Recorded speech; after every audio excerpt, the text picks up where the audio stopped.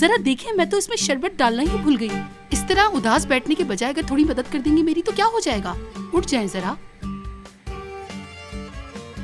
इसमें मीठा और खटास सही है। मुझे यकीन नहीं आ रहा आपका इस तरह से उठ के मदद करना मेरी। मुझे यकीन नहीं आ रहा कि आप नफीस के लिए कुछ बना रही हैं। ओह अम्मी, मैंने तो बस कोशिश की थी कि आपसे थोड़ी मदद ले लूं। अच्छा ठीक है, आप अपना काम करें, मैं कुछ नहीं कह रही, मैं चली। अम्मी,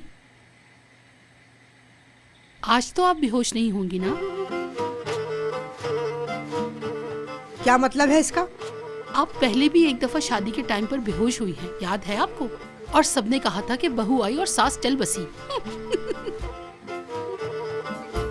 तुम्हें कितनी बार बताया है, मेरे सर पे दरवाजा लग गया था उस वक्त। हाँ जानती हूँ,